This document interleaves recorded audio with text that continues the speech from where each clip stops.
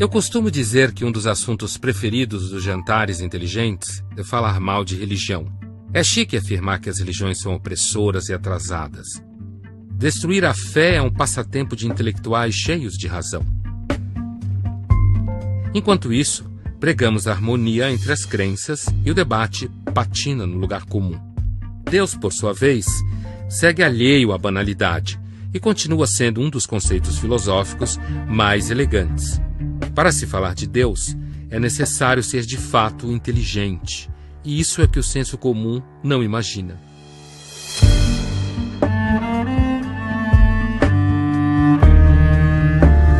Eu me chamo Ítalo Fazanella, sou pai de 6 filhos, casado há 23 anos, e sou fundador de uma comunidade católica. Bom, meu nome é Ed René Kivitz, sou pastor de uma igreja batista, tradição reformada, histórica. Minha graduação é de teologia, fiz mestrado em ciências da religião. Tenho 2 nomes.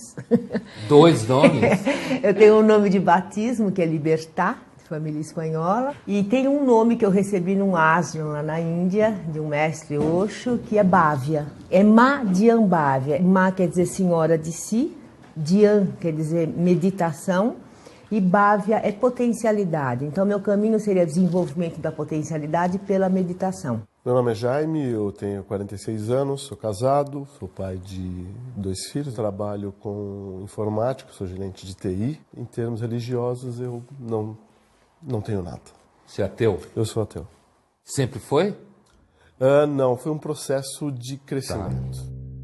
Falar de religião é sempre caminhar entre a fé e a razão. Deus talvez esteja pouco ligando para as nossas interrogações. Isto se Deus existir, é claro. Tem uma história legal dos rabinos, né? Os rabinos ficaram a noite toda discutindo se Deus existe, se Deus não existe, e concluíram que Deus não existia. Aí, pela manhã, um acordou, procurou pelo outro na casa, não achou, encontrou lá fora no jardim. Falou, o que você está fazendo, rapaz? Eu estou fazendo a minha liturgia. Mas nós não concluímos que Deus não existe. Eu falei, o que Deus tem a ver com isso? Nelson Rodrigues, aquele dramaturgo, costumava dizer que quando você tira a imortalidade, a gente cai de 4. Sim. Quer dizer, então a gente é só bicho. Um bicho metido a besta. Tipo uma abelha mais complexa. Assim. É, uma abelha que fez Harvard. Então a gente tá tipo aqui fazendo um mel chique. É um mel chique. Teve um cursozinho de férias que eu devo ter feito com 5 ou 6 anos. Comecei a ler a Bíblia e algumas coisas não faziam sentido. Logo no Gênesis, assim, eu não estou entendendo isso aqui. Onde veio a mulher de Caim? E de onde veio o resto das pessoas? Né? Foi a primeira pergunta que eu fiz pro pastor. O que ele te falou? Isso é um mistério de Deus. Enche o saco, menino. Isso é um mistério o mistério de Deus. O ateísmo se agarra às coisas concretas. No seu mundo, não há espaço para abstração, nem vontade de penetrar no mistério. Entre Abraão e Darwin. Darwin, sempre Darwin. Você acha que é melhor ser ateu? Eu acho que é melhor ser ateu. Melhor. Você acha que quem é religioso, do teu ponto de vista, está embarcando num bonde errado? Toda religião é válida? Para o Jaime parece que nenhuma delas vale coisa nenhuma. Toda religião está certa? Talvez não seja a questão do certo ou do errado. Se eu partir do ponto de vista da família humana, todos somos seres semelhantes. E se uma religião favorece uma convivência pacífica, de respeito ao semelhante, independente das suas opções, eu acho que isso tem um valor. Imagina que um dos seus filhos, então, tua filha resolveu casar com alguém que é do candomblé e quer fazer um ritual de casamento no terreiro, tudo bem? Doutrinariamente eu não aceitaria. Ou seja... Eu estou chamando de doutrinariamente, na prática eu não aceitaria. Mas não significa que há uma falta de respeito ao culto e, sobretudo, às pessoas. Mas não acaba sendo um respeito meio vazio esse? Aparentemente sim, mas eu penso que é possível uma existência pacífica, porque eu venho... Não, pacífica sim, contanto que um mora na Zona Leste e outro na Zona Oeste. Não, mas eu venho de uma família espírita. Mas você não ia gostar que, de repente, tua filha case numa sinagoga ou num terreiro? Sim, pessoalmente eu não gostaria. Toda religião é válida, mas ela é válida até o momento em que ela não interfira no meu cotidiano.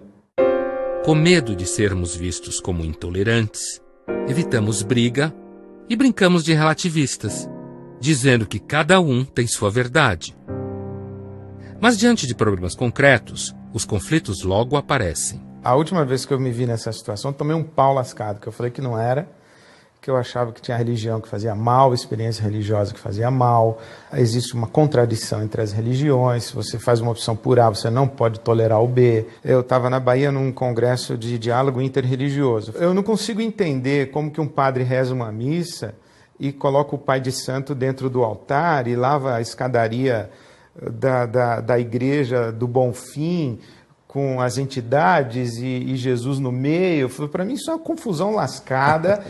E a conclusão foi que o auditório reagiu dizendo que eu era um sulista, burguês, fundamentalista, branco e que não respeitava machista. A diversidade cultural da Bahia. Então, falei, não é uma questão de respeitar a diversidade cultural, é de perceber que existem lógicas em choque. Sim. Eu não tenho dificuldade nenhuma de dizer que há experiências religiosas que são nefastas. Então, Ed, você está dizendo que não dá para se ter um convívio sempre pacífico entre as religiões? Não dá. Vai entrar em choque, não é possível dizer assim, legal, é o que você estava falando. Eu respeito, mas eu não respeito. Eu tolero. Eu acho que você está equivocado, às vezes, mais do que equivocado, eu acho que você é um idiota, mas porque nós somos civilizados, nós vamos repartir o pão. Por termos caracteristicamente diferentes, precisamos de coisas diferentes. É a importância de cada religião, inclusive, porque eu acho que responde a tipos, eles dão caminhos, dão regras, que para cada um... Quando eu conheci, por exemplo, o Osho, que não é religião, para ele deve ter assim, não me coloque como religião, né? Não é religião. O que é, então? Não, ele é um pensador que propõe a meditação como autoconhecimento, e a partir do momento em que eu me conheço melhor, eu me equilibro mais, eu expando isso para quem está junto e vamos com isso aumentando. Da dificuldade de enfrentar os conflitos inevitáveis entre as crenças, brota uma espécie de religião autossustentável. Bhavya, como que a gente faz para falar com Deus? Eu não consigo muito, mentira, eu não consigo nada ver esse Deus, uma coisa fora, como uma entidade. Então você é ateia também? Jaime, tem uma parceira aí. Então vamos lá, o que é que define ser ateia? A negação da existência de Deus ou de qualquer Deus, deuses. Ele é ateu, ele só acredita na matéria, suponho. Né? Não, eu não. Tá. Eu não. Isso vamos marcar a diferença. Então, vamos marcar a diferença, porque tem outras forças em que eu acredito. Você é uma animista? No sentido que você acredita que existe uma espécie de alma do mundo que move tudo? Mas não é uma pessoa, não essa é uma alma. Pessoa. É o que, assim? É uma... Energia. Uma energia. Uma energia. Uma energia. É muito um caminho, assim, interno mesmo. De procurar toda essa sabedoria, toda essa maestria dentro de mim. O que a gente conhece quando se conhece? Conheço meus instintos, minhas aspirações. Conhece. E até muitas vezes você começa a perceber de onde você está agindo. Você está agindo da raiva, você está agindo da vingança. No momento que você conhece esses mecanismos, você consegue respirar e poder enxergar outras possibilidades. Você vai me falar, é muito mental? É uma coisa mental. Não é meio desumanizador essa coisa de não querer ter raiva? A raiva, ela faz parte. Isso de falar assim, me iluminei, acabei com a raiva, com o ciúme, isso é mentira. Sei. Isso está presente, faz parte do ser humano. Agora, existe uma diferença quando eu ajo a partir daí. E se sua irmã, sua prima tomar seu marido? Já tomaram. Que ótimo! Foi sua prima ou sua irmã? A melhor amiga, minha irmã. Sempre a melhor amiga. Você não ficou com raiva dela? Nossa, no primeiro momento. Então, mas eu não fui lá bater nela. Chegar lá e E por que não pode fazer isso? Eu acho que dá para ser diferente, resolver diferente. No final das contas, religião é só autoajuda. É a impressão que eu fico um pouco depois da nossa conversa aqui, desse primeiro momento. Eu compro esse pacote aqui, se serve para mim, tudo bem. Se eu resolver ser do candomblé, tudo bem. Se eu resolver ser judeu, tudo bem. Fazer aborto, tudo bem. Se eu resolver não fazer, tudo bem. Entende o que eu estou dizendo? Uhum. Nesse afã de todo mundo se entender bem e se amar e conviver, acaba sendo uma espécie de autoajuda. A religião se encontra em xeque. Não há como todos estarmos certos em nossas escolhas. Ou só um está certo, ou todos estão errados. Sem isso, a religião deixa de servir como forma de interrogar a condição humana. Sem isso, a religião se transforma em uma maneira civilizada de encontrar conforto. Jesus, Buda ou Dalai Lama se tornam consultores de sucesso existencial. Sob um certo ponto de vista, todo mundo é ateu com a religião alheia, né? A única diferença de mim é que eu adiciono um a mais. Ou você diria pra mim, a diferença entre nós dois é que eu sou ateu de um Deus a mais. Um Deus a mais. O seu. É verdade.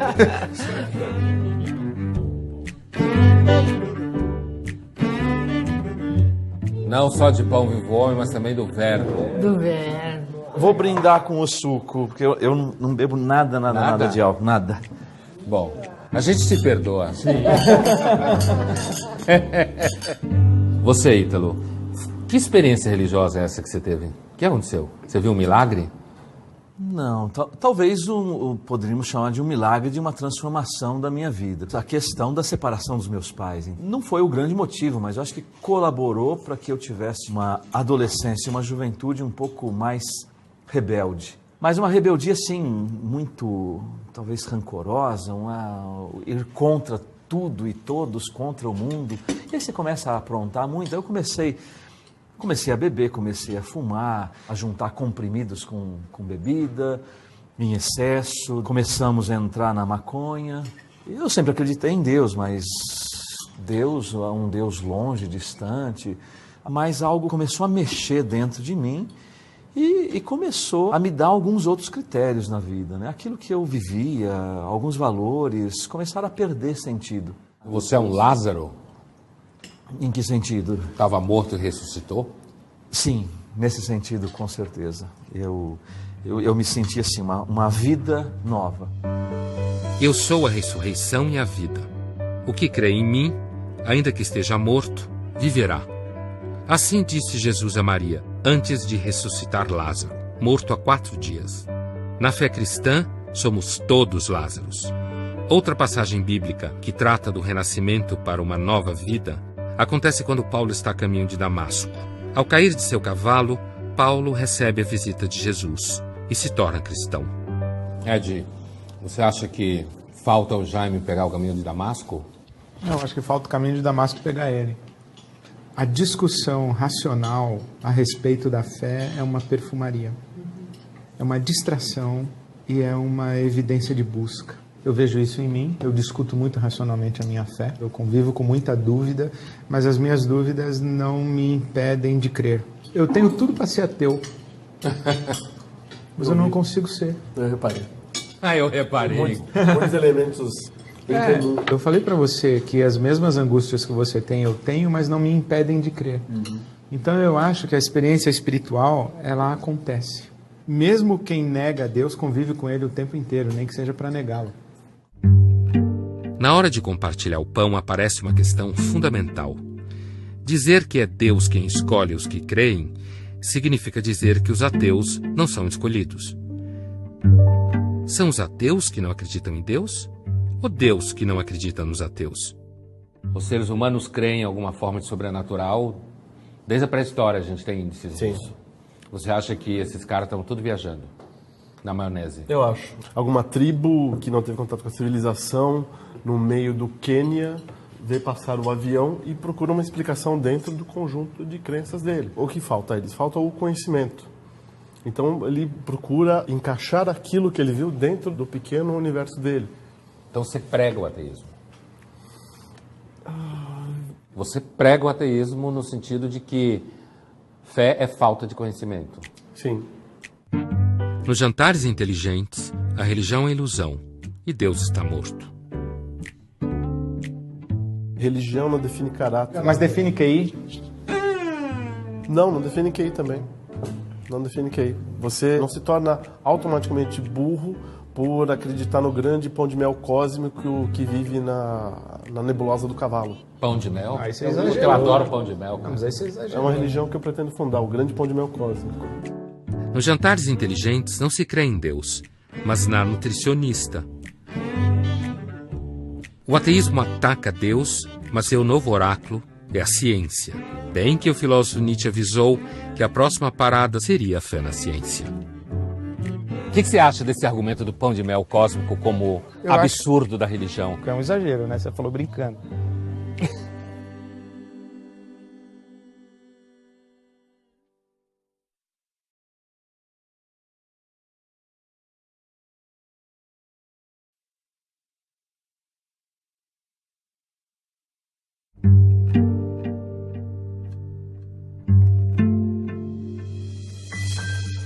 Dizem que religião não se discute.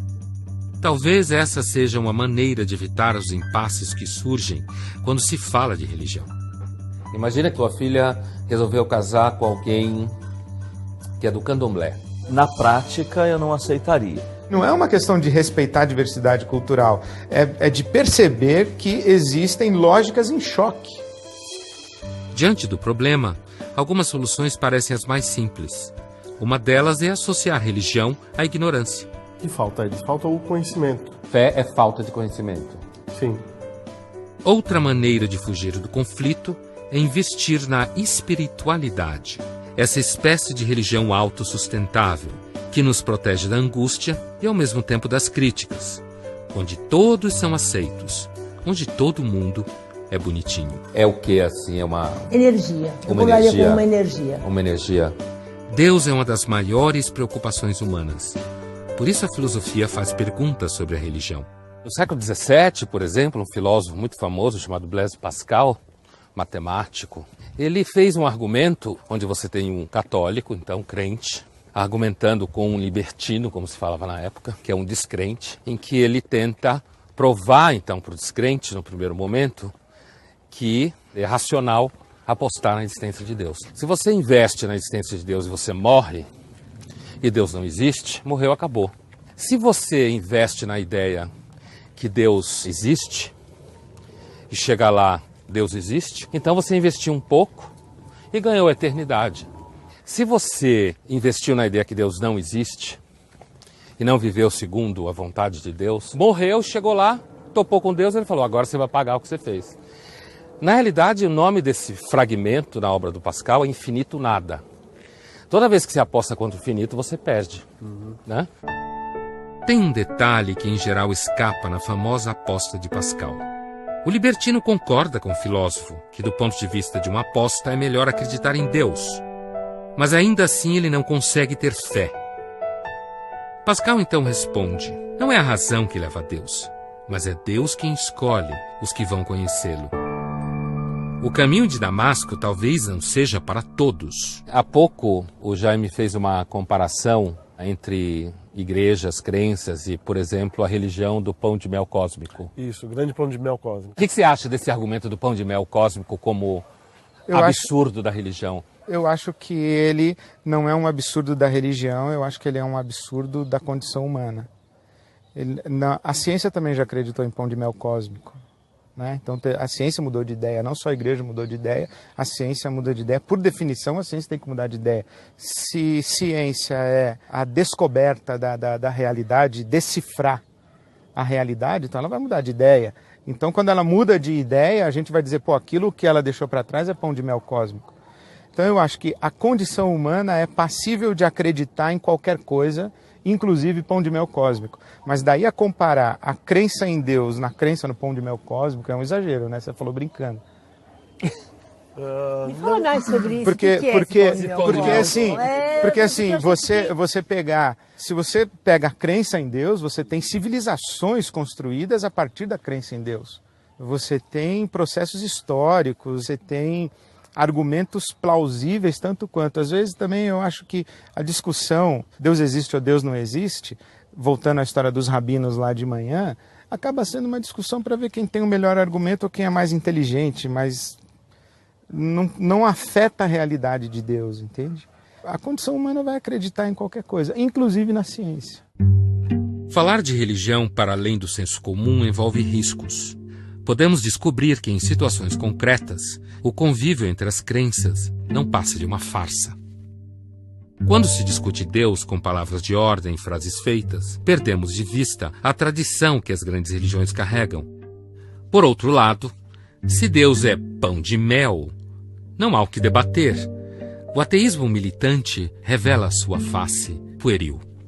Você acha que a gente poderia dizer que a angústia também é um caminho para Deus?